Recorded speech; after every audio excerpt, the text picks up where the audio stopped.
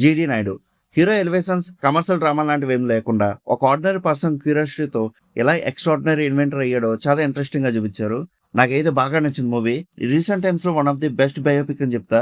మరి ఈ మూవీ గురించి ఇంకా డీటెయిల్ గా వీడియోలో మాట్లాడుకుందాం. లాస్ట్ వరకు స్కిప్ చేయకుండా చూడండి.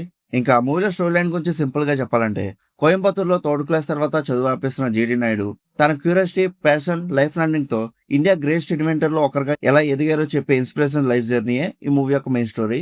సినిమా స్టార్టింగ్ నుంచే డైరెక్టర్ ఒక విషయం క్లియర్ గా ఎస్టాబ్లిష్ చేశారు. డిగ్రీ కన్నా క్యూరియాసిటీ ఇంపార్టెంట్ అని. ఫస్ట్ హాఫ్ మొత్తం జీడీ Naidu childhood struggles and machines మీద ఉన్న ఇంట్రెస్ట్ చుట్టూ తిరుగుతూ ఉంటుంది. హోటల్లో వెయిటర్ గా పనిచేసిన డబ్బులతో ఫస్ట్ బైక్ కొనడం, దాన్ని నడపడం కన్నా విపి లోపల ఎలా వర్క్ చేస్తుందో చూసి నేర్చుకునే సీన్స్ అనేవి చాలా ఇంట్రెస్టింగ్ గా ఉంటాయి. స్లోగా కామన్ పీపుల్ ఫేస్ చేసే ప్రాబ్లమ్స్ ని అబ్జర్వ్ చేసి onion shop, potato peeler, coffee maker లాంటి ప్రాక్టికల్ ఇన్వెన్షన్స్ క్రియేట్ చేయడం బాగా ఎంగేజ్ చేస్తాయి. అలాగే పాలిటెక్నిక్ కాన్సెప్ట్ ని ఇంట్రొడ్యూస్ చేసి థియరీ కన్నా ప్రాక్టికల్ స్కిల్స్ ఇంపార్టెంట్ అని చెప్పే సీన్స్ కూడా మూవీలో మేజర్ హైలైట్ అని చెప్పొచ్చు. ఫస్ట్ హాఫ్ కొంచెం స్లోగా అనిపించినా స్టోరీ మనల్ని బాగా కనెక్ట్ చేస్తుంది.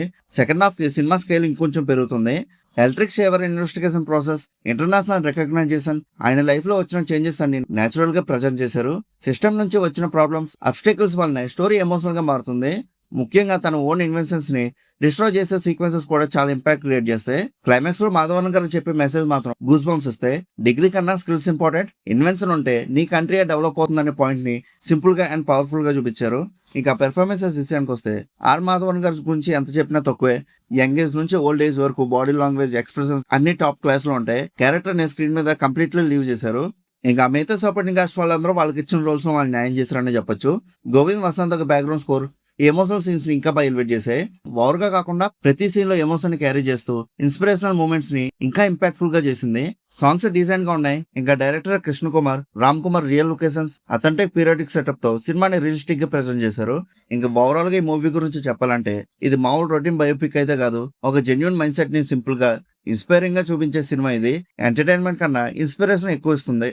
కమర్షియల్ ఎలివేషన్స్ లాంటివి ఎక్స్పెక్ట్ చేస్తే మాత్రం కొన్ని ప్లేసెస్ లో నరేషన్ అనేది స్లోగా అనిపిస్తుంది.